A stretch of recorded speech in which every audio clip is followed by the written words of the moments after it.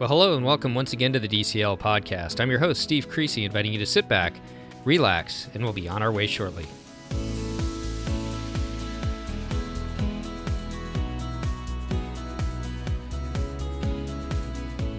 Well, welcome once again to the DCL podcast, your podcast for Disney Cruise Line history, trip reports, and general travel planning. And today, I actually get to talk about our family's cruise that we just recently did down on the Disney Magic out of Miami. And joining me to talk about it is Christy Puttick. How are you doing today, Christy? Well, I'm good. I have a little bit of a cold, so I'm a little bit squeaky, but we'll get through it, I think. I think we can manage it, and I will definitely edit out any of those squeaks for you, and I'll try not to squeak with you. Well, cool. So let's just jump right into it. Christy's going to kind of moderate it, and then I'll try and do most of the talking and save your voice. So let's start with first, who went on the cruise? This one was just my immediate family, so just my wife and two boys who are coming on 7 and 11. They were 6 and 10, actually, on the cruise. Oh, wow. So, yeah, your birthday's coming up. Yeah.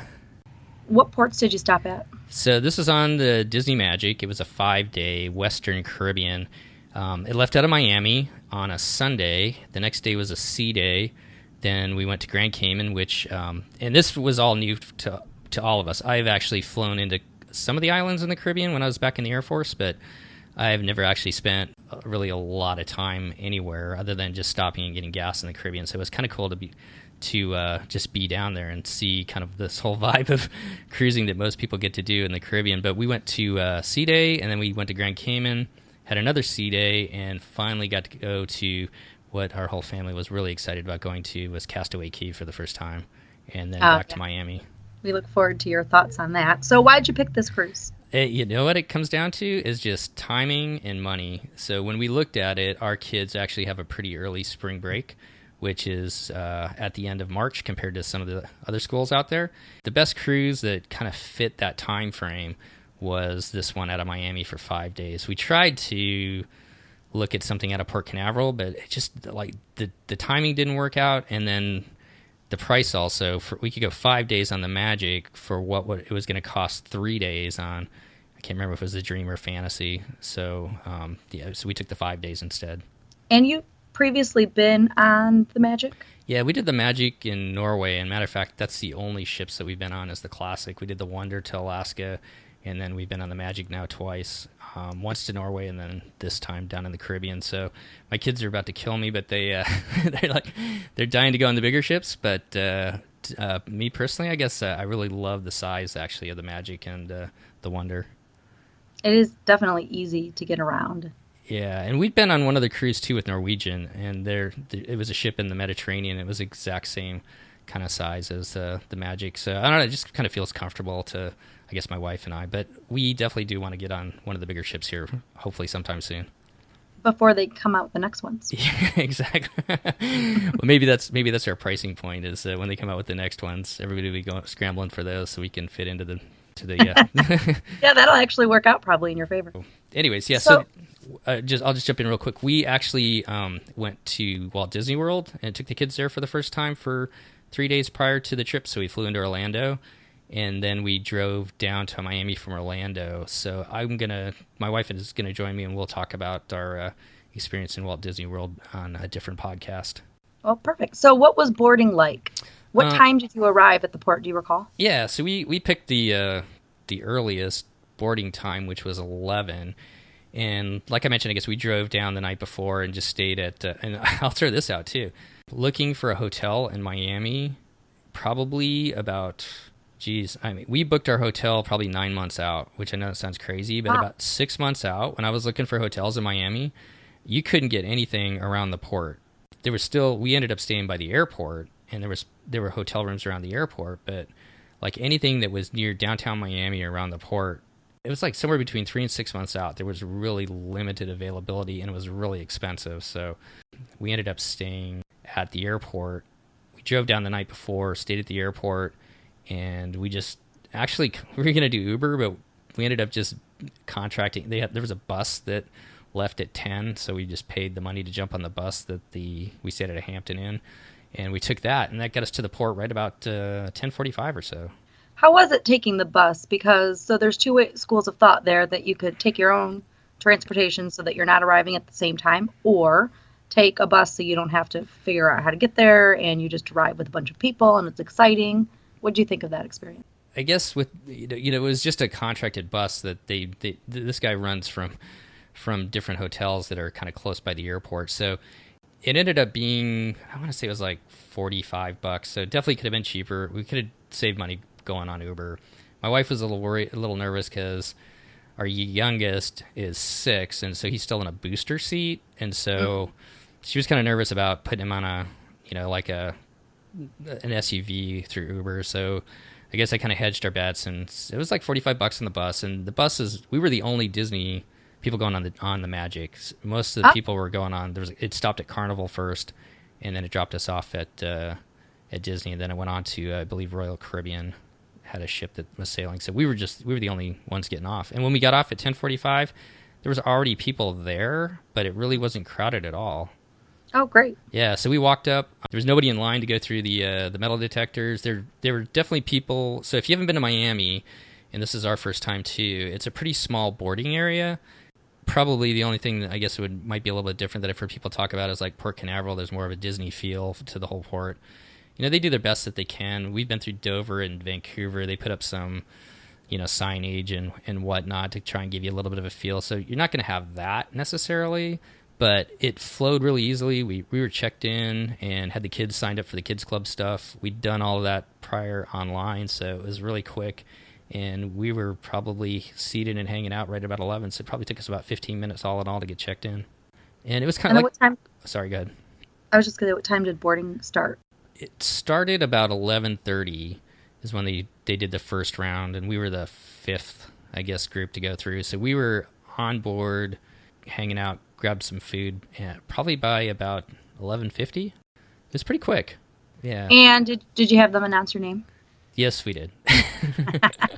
But they did a little different. They didn't use the other 2 times we've come on. You came in through the atrium. This time, you were on the deck above the atrium. So what is that? Deck 5, I think. Oh. Yeah. This is a little bit different. A little bit different this time. So okay, and then you ate. Did you eat at Cabanas? We did go just get kind of some snack food at Cabanas, and then just kind of hung out. The kids. Our youngest was dying to go on the Aquadunk since he wasn't tall enough to go on it last year when we were on the ship. And so the kids had their suits. They jumped in the pools. They must have rode the Aquadunk probably, 10 or 15 times until it got crowded. And once they kind of tired with that, I think our rooms were ready about 1:30 or so. So we went down there, and our bags were already there, and just got unpacked and kind of went with the rest of the day. Went up to the sail away party. It was really, Miami was really easy, I guess. To get to. One other thing I'll throw out, which is what we used at the end, is that if you fly into Miami, from the airport, there's a $24 fixed fee to take a cab to the port, and it's probably maybe about 20 minutes from the airport or so to get there. So it's pretty easy to do. Yeah, and then something to note for people, though, that fee does not count for the nearby airport hotels. So it is just for the airport, because we had an experience once where they were going to charge us like $40 for a cab, or they said that's about what it would cost. And I'm like, but it's $25. And they said, well, yes, from the airport. And so and then my next comment was, but I'm across the street from the airport. Yeah. So we could see the back of the American section of the airport. We were right across the street. And so it just sort of depends. That's just something to keep in mind. No, good point. So, and that's true. We took the cab from the ship to the rental car facility at the airport, and they honored the $24. So, yeah, that's a good point. Maybe if that's something you're going to do, you could always take the maybe airport shuttle back to the hotel and take a cab if you wanted to use that kind of strategy or something like that. Yeah. So. Or Uber. And in that case, we just used Uber. Yeah. And I think once our youngest is just a little bit older, we'll probably just use Uber most of the time too. Yeah. So, yeah, Port of Miami, super easy to get into and out of. No problems. Like I said, a little bit small, but yeah, everything kind of flowed through pretty quickly, and people were in a good mood. Up at the sail away party, we got lucky. It was this whole trip. It was a little bit windy in Grand Cayman, but other than that, it was smooth sailing the whole time, and the weather was probably in the upper 70s to mid 80s the whole time. So it was just a great trip. So then dinner that night, do you recall where you ate? Yeah, and I had a question about that. Somebody that's going on the Magic here next Christmas asked me kind of what the dinner rotation was and the entertainment schedule. So I thought we kind of covered that. It was a little bit different, and so we've only been on 7-day cruises, and in those cruises we just go, you go Animator's Palette to the next restaurant to the next restaurant, and this time they kind of combined. We ended up eating at Animator's Palette 2 times in a row, and then Karaoke's 2 times in a row. Oh. Yeah, so everything was just like a little bit odd. Like some of the shows that they didn't do, and I'll get to that in a sec, I guess. But yeah, so we ate at Animator's Palette the first night, and then as far as the question for the restaurants that they have on board, there's Animator's Palette, which they've got that on all 4 of the ships, correct? Yes. And then their French type, their fancy restaurant is known as Lumiere's, and then the other restaurant is Karaoke's, which has kind of a Caribbean / maybe South American flair to it. Which one did you like the best? Kind of jumping ahead. Yeah, I think I like the food at Karaoke's the best. I think we kind of came down to this. I asked my kids about this. I think we all like the food at Karaoke's the best because we like a little bit more flavor to it. But we like the show that they do at Animator's Palette, just kind of the feel of eating there. And I mean, I hate to say it, but probably our least favorite was probably Lumiere's. And for the person who was asking about the schedule, they should probably just call Disney at some point leading up to the cruise because they switch it. Like on my last fantasy cruise, and I've been on the fantasy like 4 times or 5 times, the last rotation was different than I had ever had in the past. Mm-hmm. So, and they were all 7 days out of Port Canaveral. So just something to keep in mind. Yeah, so the one thing we didn't do this time was we didn't go to Palo, which we've been to on the last 2 cruises, but we kind of just wanted to hang out with our kids.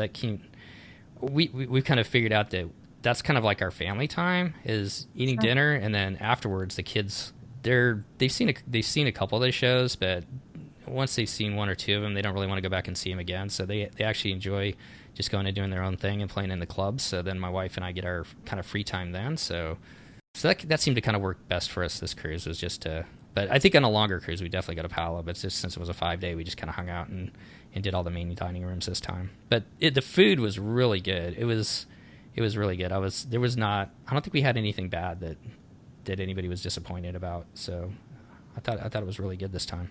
And then, did you go to the show the first night? We didn't because our kids wanted to go play. So we were, and you could go to the show by yourself. Yeah, we can. I know, like adults.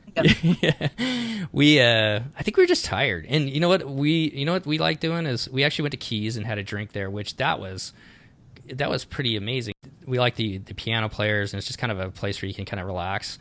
But we ordered a glass of wine. We both ordered a glass of wine, and they brought this table, and then they brought one of the aerators, and so they poured like each individual glass through the aerator to kind of bring out the whole flavor of the wine, the bouquet of the wine, I guess. And then it was quite a production just to get a glass of wine. So my goodness, yeah. Did the price match the production? Yes, it did. So the price is a little bit. The price we found is a little bit higher than. And I'll get to where we also like to go. But yeah, it was a little bit higher, and they were doing that for pretty much every drink that people were ordering. So yeah, it was quite a production for that. So we went to Keys, and then the other place that we like to do or like to go to is just the Cove Bar, or it's called the Cove. I'm not sure if it's called the bar, but up by the quiet pool where the adult area is. We like to go up there, and the wine's a little bit cheaper up there, and just sit outside and watch, kind of talk and watch the sea go by. So we're not too exciting at night generally. But we're happy to do that. So the kids went and played in the club, and then that's kind of what we did that evening. How do you communicate with the kids when they're in the club, and how do you determine what time they're going to be done? And did you also let your kids, well, the older one, right, can check themselves out, the younger one couldn't? Yeah, the older one can check himself out, so we let him do that, kind of his chance to have a little bit of freedom. And the younger one, we just kind of talked to him like, hey, what do you want to do? And what worked really good this time was the older one made a friend down in the club, and so I would just give him my watch, actually, and say, okay, hey, be back by 11 or something like that. Be back to the room by 11. And as long as he was back by then, and I told him, we had a talk before, I was like, as long as you're back by then you can, we'll let you, we're not going to pull you back in on the leash, I guess. And then the younger one, we would bring the wave phones with, and if he wanted to leave, but our kids are pretty happy. They love playing in the clubs. So generally, by the time we were coming to pick them up, they didn't want to leave. And then do you take the wave phone with you and they could call you? Yeah. I actually haven't had a kid go to the kids club yet, Yeah. unattended. So yeah, we do, because what'll happen is the counselors can call you and let you know that like your son or daughter wants to leave or needs something. And did they hang out together in the kids club?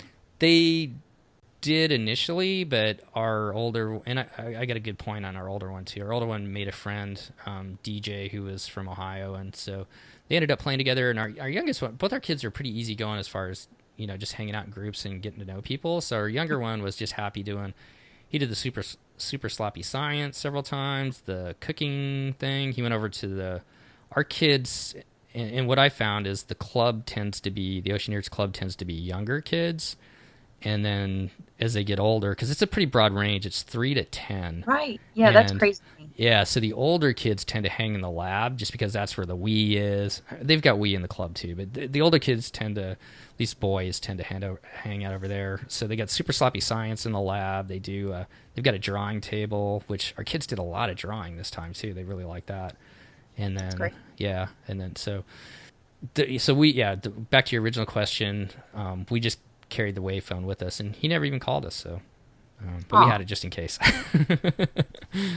And could the older one take the younger one out too, or only you could? No, the older one can't check. Only adults can check the younger ones out, but once they can check themselves out, then they can go in and out, obviously, themselves, but only adults can check out the younger one. And do you recall what age they can start checking themselves out?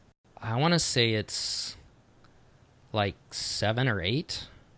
Okay. Because our older one could do it last year when he was 9 in Norway. So maybe it's like around 9 or something like that. I'd have to look it up and throw it out there. So that was kind of that first night, right? Yeah, that was the first night. And then the next day was a sea day, and we've never been on a ship where it's actually been warm, which for a sea day, so that was kind of a different experience. We just got up, had kind of a lazy morning. I think my wife and I went to the gym. Kids went and played in the club. We went to Cabanas beforehand for breakfast, and people were down by the pool early. That's what got us, is like the cruises we've done before, it's always been cooler weather, so there's maybe a handful of people at the pool, so you could pretty much do whatever you wanted to. But the pools were pretty busy all day long on both our sea days, so it's kind of a different cruise for us. But did kids go in the pool at all? Yeah, our youngest loved it. Our oldest is kind of like, nah, you know what? I really don't want to be in the pool with all those kids. So he kind of hung out, and then he hooked up with his friend DJ and then a couple other friends, and they ended up at the sport court most of the time playing foosball, or they'd go down to the club and play and do that kind of stuff. And my wife and I just kind of hung out with our younger one and watched the movies on the Funnel Vision or read a little bit. And it's kind of, both sea days were kind of the same, kind of a lazy day. The only thing different we did the second sea day was that my oldest and I went and watched a movie. We went and saw Doctor Strange in the theater, so that was kind of fun. But other than that, it was just mostly just kind of a lazy day hanging around, eating at Cabanas in the morning, and then we just kind of grabbed some food up on deck maybe for lunch, or I think maybe I went and got a salad at Cabanas for lunch, and yeah, that was about it for sea day. Look at you working out and getting salads. Well, that made up for the 1 or 2 beers I may have drank and a couple glasses of wine in the evening. So, but I do love the gym. I don't know. Do you use the gym at all, or? I should say yes. No. I have. I actually have done some of they would do fitness classes at like 4, and I would go to those like when my baby was younger when we were cruising. For the last couple of cruises, I haven't, and I don't really have a good excuse about why. Yeah. Well, our room host, I guess, stateroom host, he was totally making fun of us because he was like, if I'm on vacation, I wouldn't be going to the gym. It was my wife and I were walking to go to the gym one morning, so I was like, yeah, I guess maybe we're kind of crazy. I do like to walk on the deck, though, outside. or run if I'm running at that point in time. So, because I do enjoy working out outside more, if especially when I have the opportunity, like if I'm cruising and it's really miserable and cold back at home, then when I get to go and be outside in the lovely sun and with the ocean air blowing in your face, that's nice.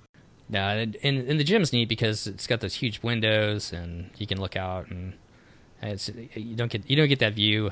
I don't get that view of my gym at home, I guess, most of the time. So I don't want to. Do you run on the treadmill? No, I just did the elliptical. Oh, because I find it weird, and that would have been my workout of choice in theory. But it's like, the ship's moving up and down. And yeah. So every step you're taking, you land in a different spot, and it takes a little bit to get your stride, and yeah. Yeah, I think I'd rather, if I was going to run, I'd run around the deck and do that. But I just do the elliptical and then lift a few weights or something like that. So, but I wanted to go. Let me go back quick to the entertainment too, because there was a question about that as far as what they have on the Magic. And the first night was a variety show. They had a magician and a ventriloquist on board. And the ventriloquist, his name was Michael Harrison. He was hilarious. We actually didn't go to that show, but we caught one of his family shows down in Fathoms, and he was amazing. So he was a really funny guy. The next night they did day 2 they did Twice Charmed, which is, I haven't seen that show yet. It's like a twist on Cinderella. Yeah, it's cute. And then the third night was the magician, and actually he was the same magician that was on our cruise to Norway. So we'd actually seen his show before, but his name was Hector is Magic, or Hector Does Magic. Anyways, he was really good. He's from Spain, and he's got some pretty cool tricks. Then were they the same? They actually were the same, and I figured out how he did the last one, which is like his big spectacular one. And I finally figured out, which I'm not going to ruin it, but I finally figured out how he did that one. So that's fun. Yeah, and then day 4 was Tangled, which my oldest and I had seen that last time, and he didn't really want to go see it again, and our youngest was kind of indifferent, so we didn't go see it this time. But that was, when we did see it on the last cruise, they do a really good job with that, so that's a fun show to see. And the last night was Disney Dreams, so we'd seen that the other 2 times, so we ended up skipping. So we really didn't see the shows too much. Yeah, so those were kind of our sea days, and I guess we could maybe talk about Grand Cayman. Yeah. So was that your first time there? Yes. Okay. You've been there before several times? Yeah, I've been there quite a bit. Because growing up, a lot of my cruises stopped there. Yeah, it seems like, is that like pretty much like one of the most popular ports that everybody goes to besides like the Bahamas? It is. And especially the Western Caribbean, it's always been a key stop in the Western, so.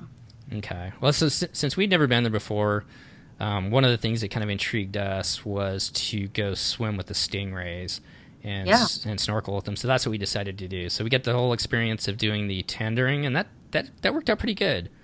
We didn't have to wait too long. Did you do the excursion through the ship? We did, because I wasn't sure, since I hadn't been there before, and I'm not adverse to generally just getting off the ship and trying to find something to do, but since we hadn't been there before with kids and everything like that, and the one that we found was, there's Stingray City, which is an area where everybody kind of stands, and and they swim around you. But the one that we did was, you took a catamaran out to what was, they called it the original Stingray City, and there the water's like at the shallowest about 12 feet deep, so you have to snorkel to get in the water and see them. So that's the one that we did. How did your younger son do? So that's a good story. So we did the tendering. That worked out really good, and we got on the catamaran, and that was so cool. Which, have you been on a cat before?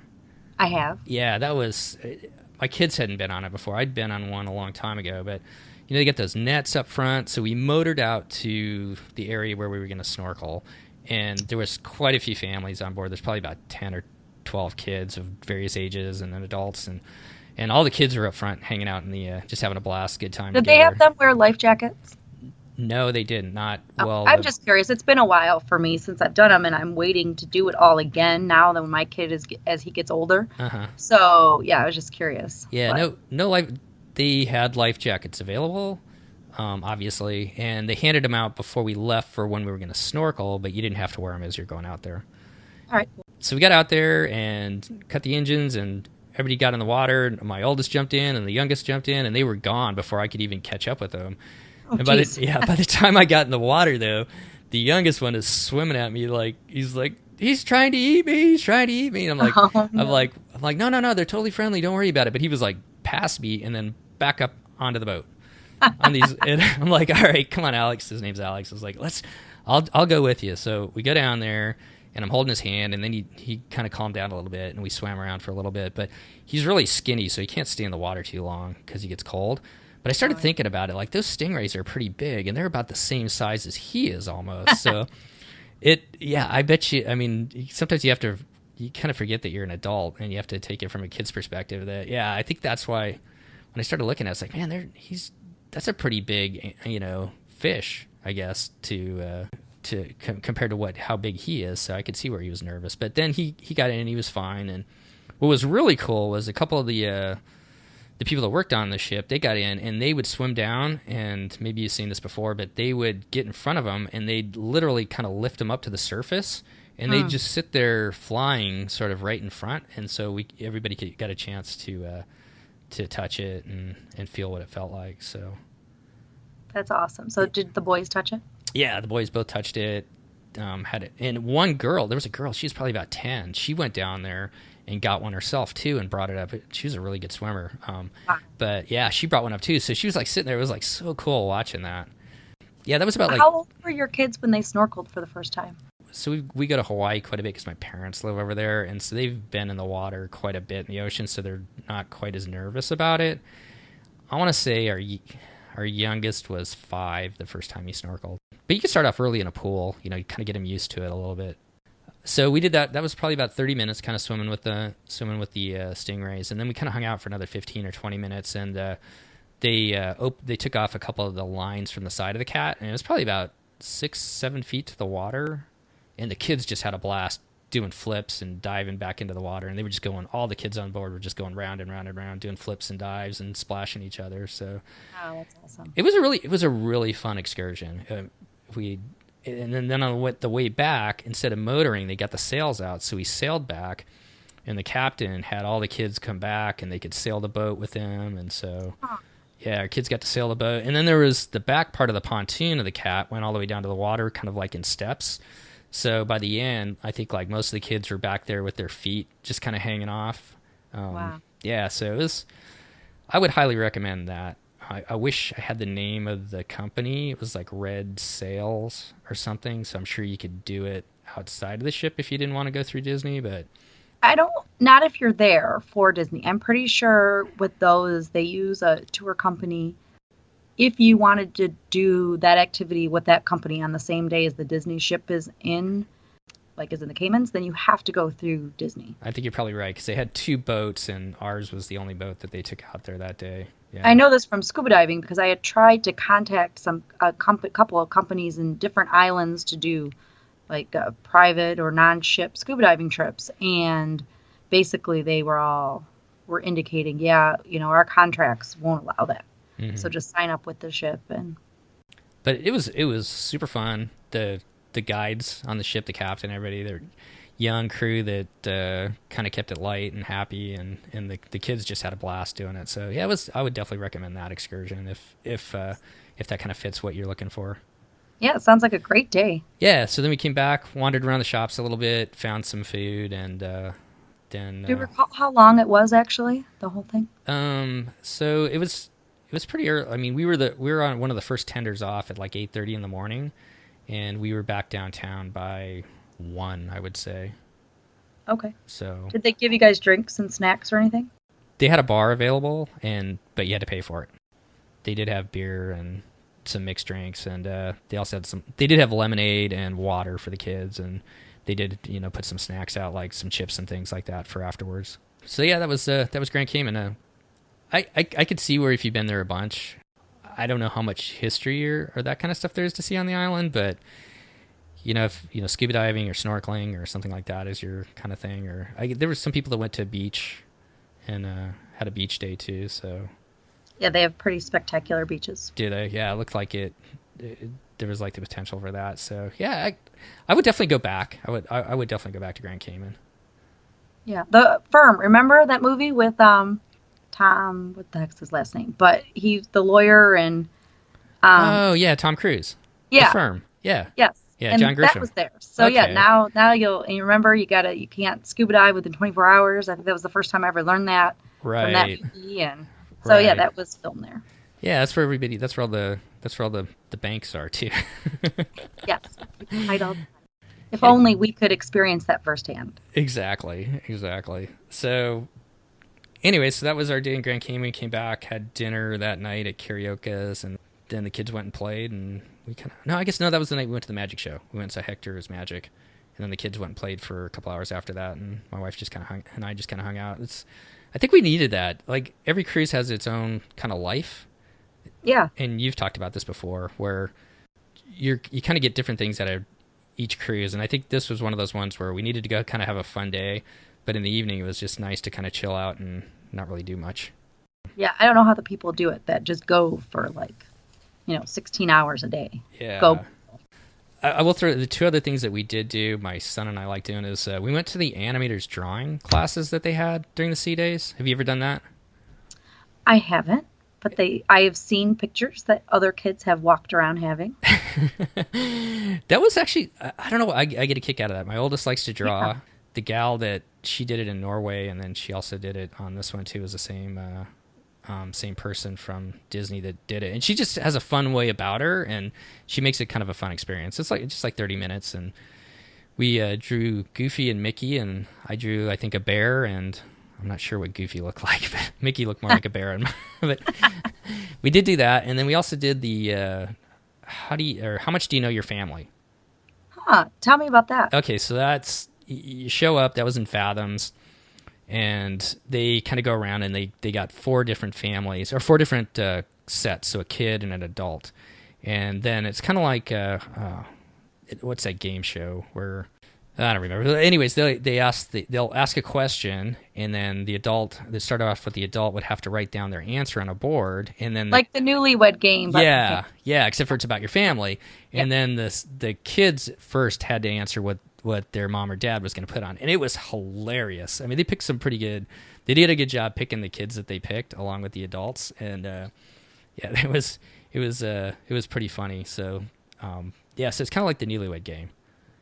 That's And, cool. I'll have to check that out sometime. yeah, I would definitely go do that too. Again, that was pretty. We've never done trivia or any of that, but we've seen, some of the adult and the kid shows like the Magic and Ventriloquist. But I would definitely go back and do this one too. That was a lot of fun. And was that in the evening or during the day? That was in the evening, like right after dinner one night. Oh. Yeah, and they might have it earlier in the day on a sea day too, but the one we went to was in the evening.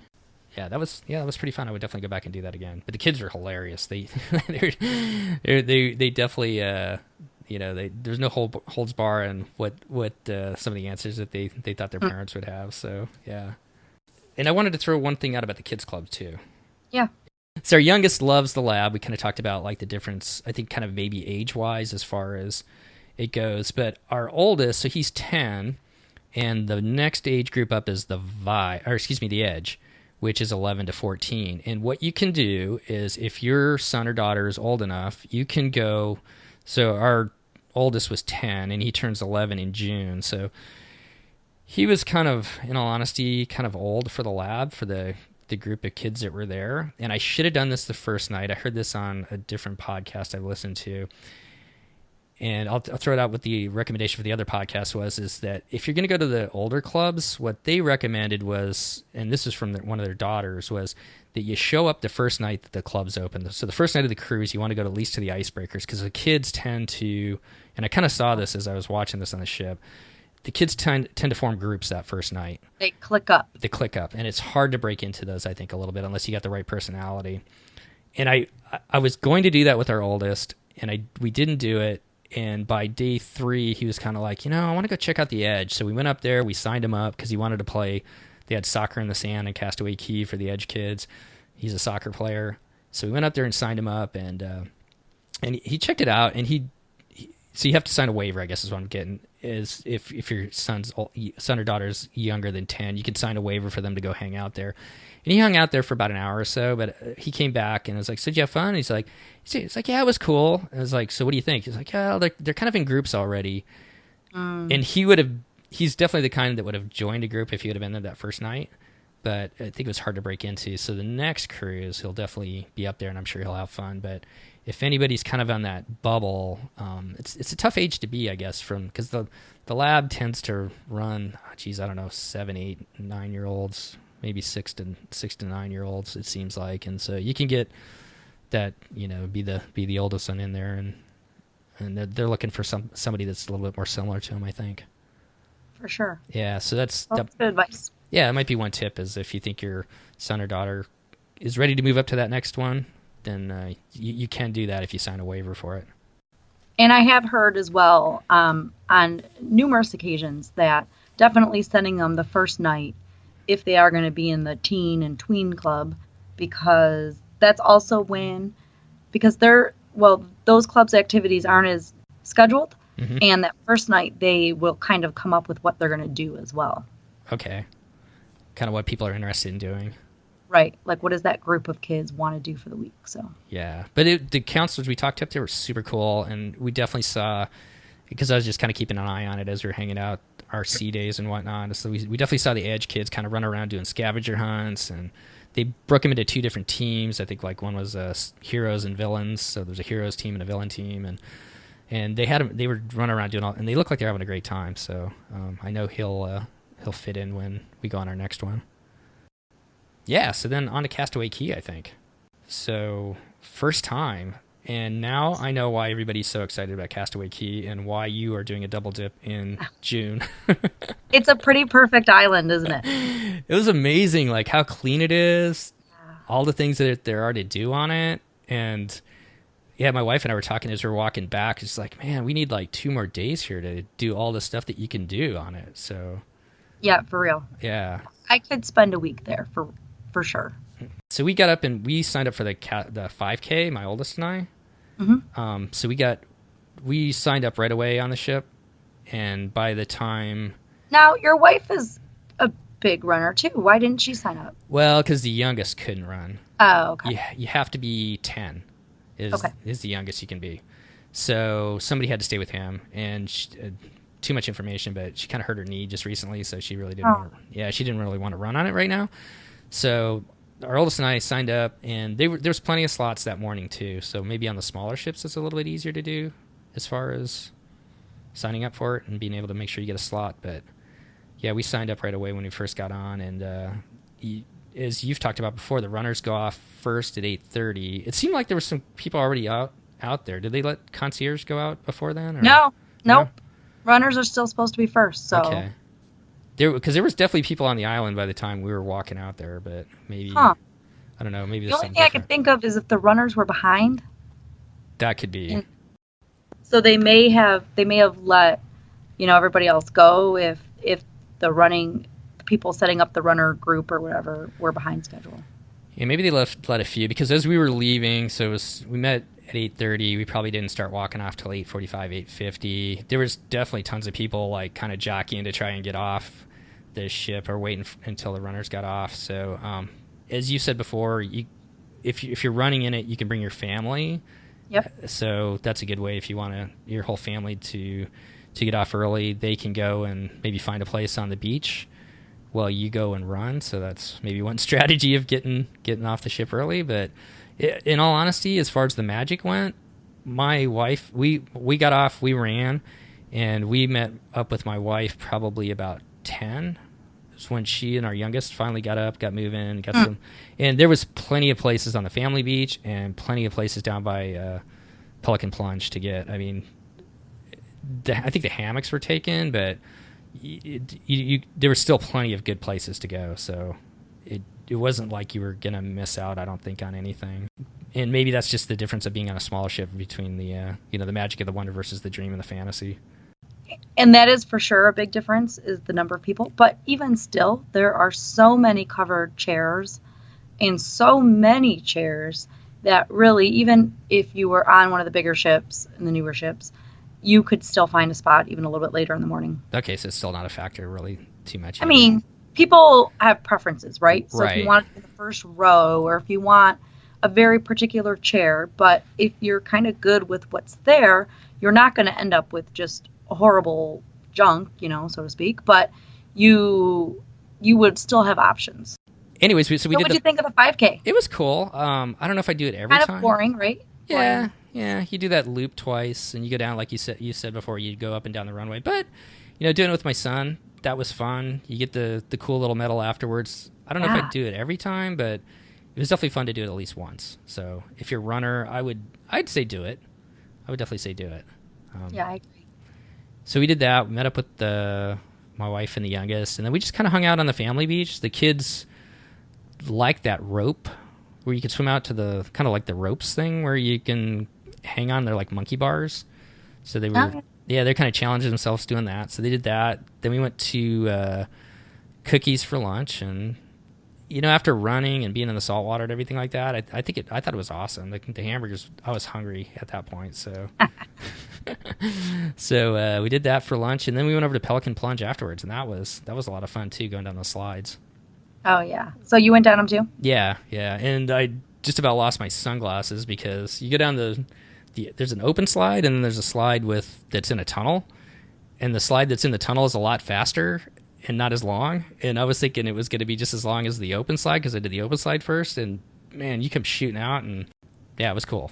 I just about lost my sunglasses on that one because I wasn't expecting it to be so short and fast, but yeah, it was cool. So we did that, and then we rented snorkel gear and went back to kind of the first area of the family beach where you can snorkel around, and the youngest didn't want to do it. He went and played in the kids club, had a good time doing that, but then by the way, he can do during the run if he's ever too young and you guys get back there and your wife wants to run and you want to run.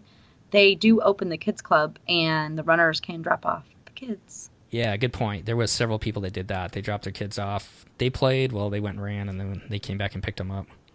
Yeah, so our youngest went and played, and then we went out and snorkeled, and we finally, after about 20 minutes, figured out that, and maybe I shouldn't ruin this, but if you go to where the floats are, that's where things are underneath the water. Does that make sense? I was going to ask if you got that far. So I didn't realize that was a little cheat spot, though. We haven't done it. Every time we've gone now to Castaway Cay, my kid's been so little. So now that he's starting to get a little bit older too, and can play with grandma for a little bit, then my husband and I'm hoping on one of the next cruises we can actually go out there and snorkel. See, I'm sure it differs day by day as far as the visibility, but a lot of people kind of stopped. I mean, you got to go quite a ways out before it clears up. And to be completely honest, it doesn't get very deep. I mean, I think you could stand most of the way, even all the way. When you're looking at it, it looks like really far out to the reef way out there. And I think most of the way you can actually stand. So it's not like it's super deep going out that way. But you need to go out quite a bit further to actually get it to be fairly clear so you can see a little bit more underneath the water. And I saw a lot of people, I think they got discouraged. They went out a little bit. It's like, I can't really see anything, so they went back. But if you keep going out a little bit further, it definitely clears up a bit.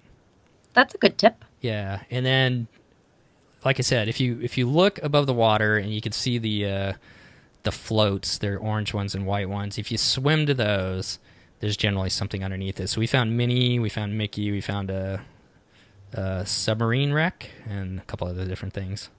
Oh, that's awesome. Yeah, and saw quite a few fish. I saw some video recently of somebody that saw a shark there. I saw that too. Did you see that? Yeah. Yes, on Twitter. Yeah. Oh my God, could you even imagine? I mean, I think you scuba dive too, we've said, right? Yeah. So we're both divers, so you see sharks sometimes. But even still, you're always just in shock when you see them. And that was a good little swimming guy. Yeah, and I think whoever it was that was taking the video, man, they were like they followed it for quite a while. It was pretty cool. Yeah, that was awesome. Yeah. And then they do have that stingray. So if you don't do stingrays elsewhere, they have like a stingray kind of excursion that you can do there too. Yeah. So that was kind of parasailing as well. They have jet skis, and I feel like there's probably fishing. I feel like there's a couple other options too. Yeah. Or you can just hang at the beach. Yeah, the stand-up paddleboards. I almost thought about doing that, and actually, the price for the stand-up paddleboards wasn't too bad because I go to Hawaii quite a bit, and it was cheaper actually than some of the places in Hawaii where they charge us stand-up paddleboards. So it really wasn't too bad of a price as far as that went. So that's good. Yeah, but yeah, just a fun day. What a cool island. So yeah, Disney really does that well. Yeah, we definitely need to figure out a way to get back there sometime. Hopefully sooner than later. So yeah, definitely. I think that was. I'm like, I asked the kids, what was your favorite part of the whole trip, and I think that was it, Castaway Key. And that's why the cruises where there's a double dip on Castaway Key, so you stop there twice, are just so exciting to so many people because that island is so great, and to be able to experience it twice. So Disney is doing this summer and next summer 4 and 5 night cruises on the Dream that are double dipping in June and early July to Castaway Key. So if people are interested in that. And if they're interested in that, they should talk to you, right, Christy? Well, they could. I'd be happy to help. Some people are just always saying, well, we could just book direct with Disney. Well, you can. And certainly that's well within everybody's right to do. But you don't pay extra to book with a travel agent. And there's very little disadvantages to doing it. One disadvantage is that if you want to change your room, you need to call your travel agent or contact your travel agent, and they have to change your cabin for you. You can't do it yourself. But other than that, there's just not a lot that is different than booking with a travel agent. But you get the experience and the expertise from that agent and the tips from the agent, and it helps them. It's like the whole support a small business movement. It helps because most travel agents are small businesses. So there's just a lot of little advantages. Definitely. And I mean, a lot of us listen, if you're listening to this podcast, then obviously you're interested in Disney and you're interested in travel and you're interested, you're probably like the rest of us that are kind of Uber planners as far as that goes. But yeah. Researchers and just very A-type maybe personalities. Yeah. But having somebody like you that's been to because I was trying to figure it out myself as far as, how do we get into, and I'd asked you a couple questions, but until you actually go and do it yourself, it's nice to have that, kind of reassuring voice on the other end of the line that can go, okay, this is what you do, these are your options, and then you can kind of pick from there. So. And the thing is, too, with when you book direct, a lot of those people don't know. And so they're going to look up their frequently asked questions section to find your answer, but they're not going to have that firsthand knowledge. So there you go. Double dip Castaway Key. Next summer, this summer too. Yep, this summer. And a little note, if somebody can swing it this summer, the prices were the same or less this summer than the opening day prices were for next summer. Yes. So prices typically go up about 10% every year for Disney. So in every release time period. So apparently the price from opening day this summer has not risen more than 10%. So those prices are coming in about the same, or like I said, a little bit less in some cases. That's good to know. So if you can swing it and have the ability to get the time off and make it down there, boy, I would go back in a heartbeat if we could. Yeah. We just got to figure out when to do it now. Haha. Yeah. That's the problem, right? Always fitting in all these trips. Exactly. So, and we did rebook just for whatever it's worth, and I know everybody knows that. Make sure you. Not everybody does though, Okay. And I actually have a lot of people that I will talk to later that don't, or just random people. Oh, I didn't even know I should do that. Yeah, you can always do a placeholder, which I think we've talked about that in a previous show. But can you explain the placeholder real quick? Yeah, you're basically paying a deposit of $250 to book a cruise at a later date. And that deposit is completely refundable, which is awesome. So if you put it down and decide you're not going to be able to make it, you have to book the cruise within 2 years. But then the advantage, because people are like, why would you do this? The advantage is that you get a reduced deposit when you actually go to book your cruise. So your deposit's 10, whatever. I don't remember what the deposits are, but I think they're usually 20% and now they're 10%. Correct. And then you also get onboard credit. So on a 7-night cruise, for sure, you get $200, 7 nights or longer. And on the shorter cruises, I don't know if the 3 nights still get the onboard credit, but I'm pretty sure they do. And then I believe that onboard credit's $100. So you get, and you get 10% off your cruise. Right. And that's the big thing right there. One. Yeah. It does not cover concierge. So if you were booking concierge, you don't get 10% off your cruise then, but you still get the onboard credit and the reduced deposit. And that's huge because we booked our cruise. We're going to go to the Mediterranean next summer in 2018. So we booked it when it first came out. And then I rebooked it on board the ship here. And even though the price had gone up just a minimal amount between then and there, we got 10% off. And that knocked a big chunk of money. You don't have to necessarily wait to book it once you get on the ship. You could always book it ahead of time. and then you rebook it when you're on the ship to get that 10% off, and then like Christy said, it'll also reduce your the price as far as your down payment from 20% down to 10%. Which is really nice to not have to put that money out. Exactly, and they'll reimburse you. So they'll just cancel your other cruise. They set up the next cruise. The only thing that you're not guaranteed is if you're going for a specific room, they can't take that booking. If you're like going for room 6050, they can't, when they cancel that booking, it goes back into the pile, and that room may or may not be available. Even in that split second between the cancel and updating the new and booking the next cruise, it may not be available. So if that's the only thing where you might be at a disadvantage as far as if there's like a specific room or cabin that you want. And I think sometimes even they can hold it. So I'm guessing that's a case-by-case basis. Okay. Because I have had other times where people have said, well, yeah, they have a way to go in there. So I really think it could be case-by-case. But yeah, that could be an issue. But I would still price it out and see, even if it's a different cabin, if that makes sense for you. Right. And do it early, because most people wait to the last day, and like, oh, the poor gal was swamped. So yeah, that line's long. But you also could just fill out a form. Like if you know you want a placeholder and you don't want to look at prices or look at the schedule for the future, you just fill out the little form. And I think they even leave that form in your stateroom at some point. And then you can get it from that cruise desk. If you use a travel agent as well, that travel agent will still get the notice of the booked cruise, and they will still be your travel agent for the next one, unless you ask to have them removed. But they would still be able to be your travel agent. So there's really no reason why you wouldn't. I mean, most people, if they know they're thinking of doing a cruise again, I would definitely go ahead and book a placeholder. Definitely. And I guess one last thing I was thinking of too with that placeholder, if you don't use it in that 2 years, you get the money back. Yep. So you're not out the money as far as that goes. Anyways, so you want to return to the Caribbean again, huh? Definitely want to return to the Caribbean. I did want to throw one more thing out there that we used from you on the last show that you did, which is coming out tonight. And that's the idea that you can go to Cabanas. You do not have to go to your restaurant the last day. So we live on the West Coast, and we had the early seating. So for us, the last day, our breakfast, we needed to be down there at 6:45 in the morning.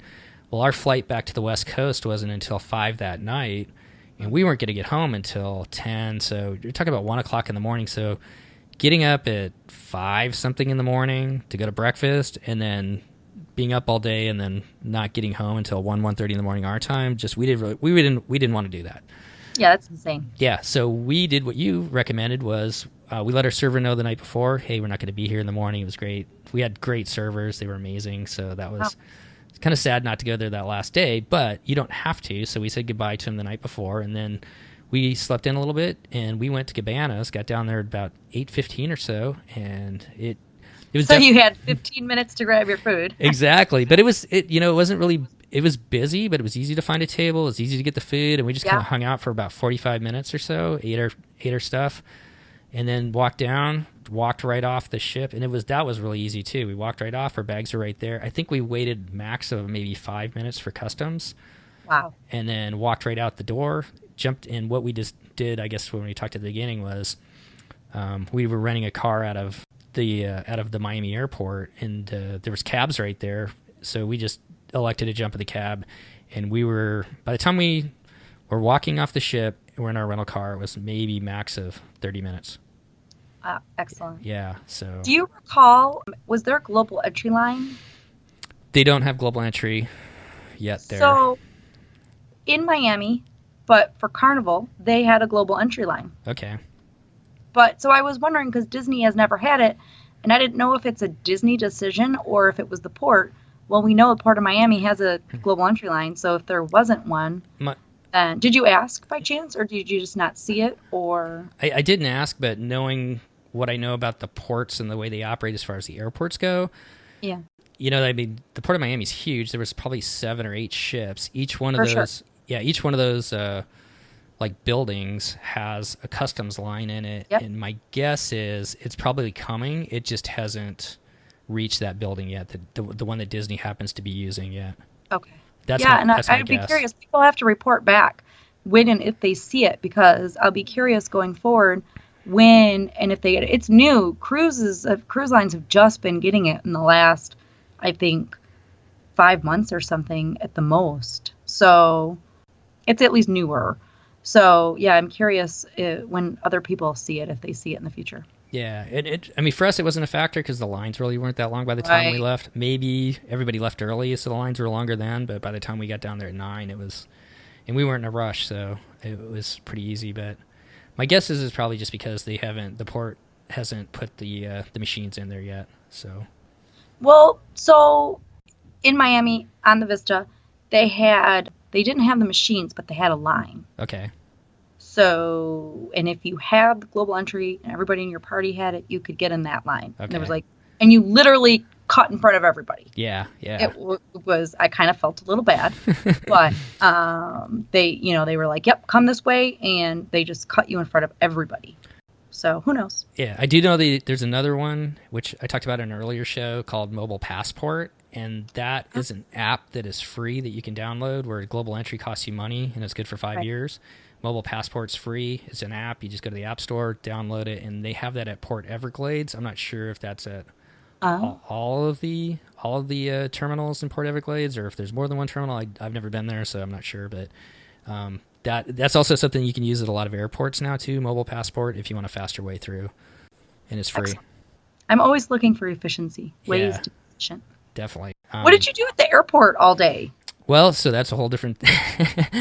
We had, without getting too deep into it, we had every now and then with our company they give us positive space tickets, which means you can book a seat and that's your seat going back. But most of the time, the way airline people travel is standby. So if there's a seat available, then you go. Well, our original positive space was Fort Lauderdale to Seattle. We live in Portland. We weren't going to be able to get home to Portland that night. Well, that morning, while we were at Cabanas, I was looking at it, I was like, hey, there's 6 seats out of Orlando going direct to Portland.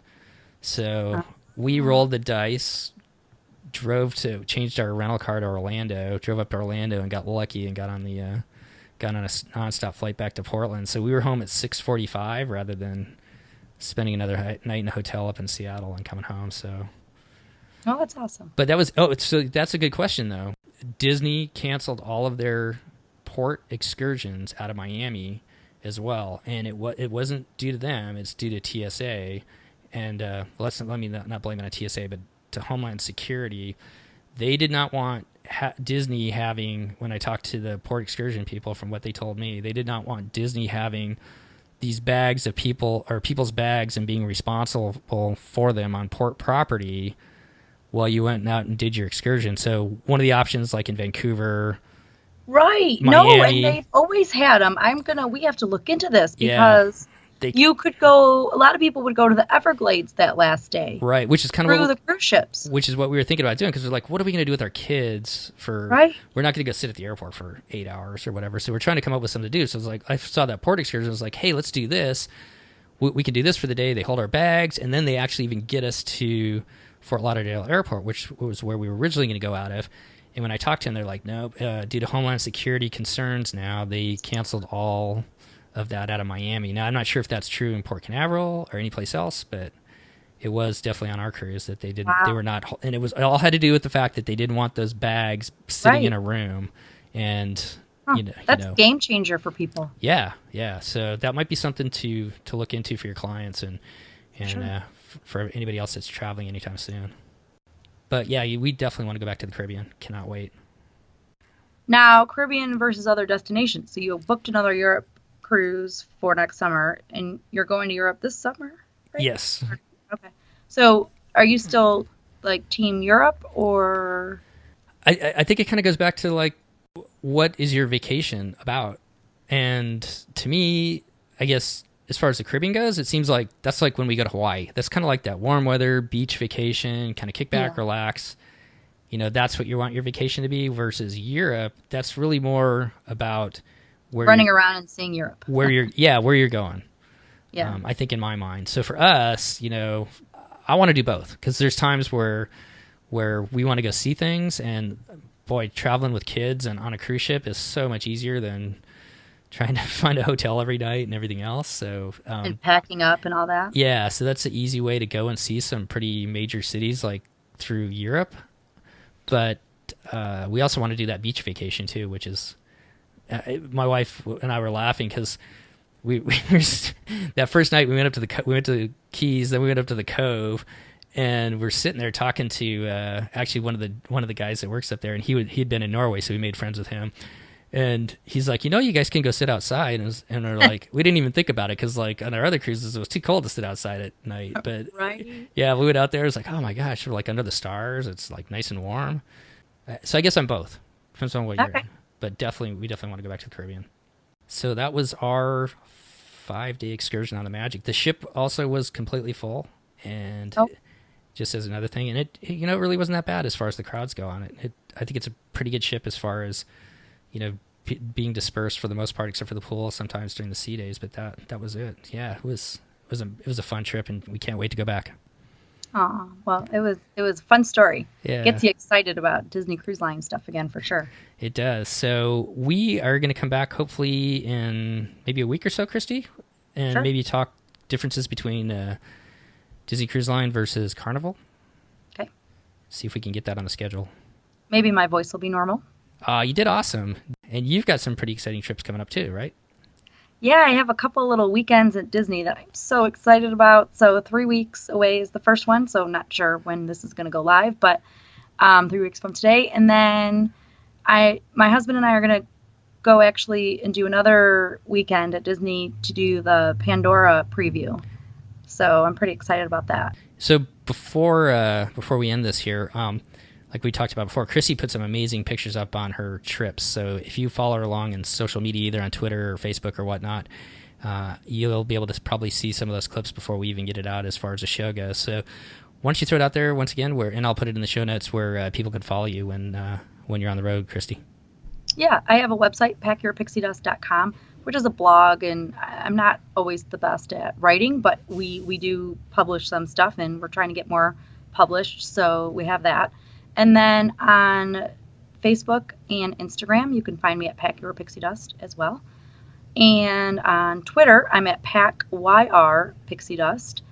And it's just fun talking Disney, so come and hang out and talk Disney with us. Definitely. And if you have any questions about that double dip this summer, definitely give Christy a call too. So, well, thank you so much for spending some time today talking about our family vacation down to the Caribbean, Christy. Well, you're welcome. It was fun. Definitely. And we'll look forward to talking to you soon about it. And we'll do a little contrast between Disney and Carnival Cruise Line. Sounds good. Awesome. Well, thanks for joining us. Yep. Bye-bye. Bye. Well, I hope you enjoyed today's show as Christy and I relived our family's trip down to the Western Caribbean on the Disney Magic this past March. As always, I'd like to thank each and every one of you who comes back and takes a listen to our show. We really do appreciate it. And if you could do me a favor, I'd love it if you could go to iTunes and leave a rating for our show if you're enjoying what you're hearing. It helps us get the word out to other listeners and helps us to continue to grow the show. If you'd like to get a hold of me between now and our next episode, you can always follow me on Twitter at DCL Podcast.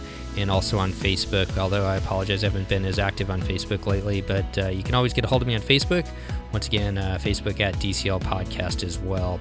And for all of you out there who are planning trips here as we summer approaches, late spring and into early summer, I want to wish you and your families safe travels and fair winds as you head out on your next adventure.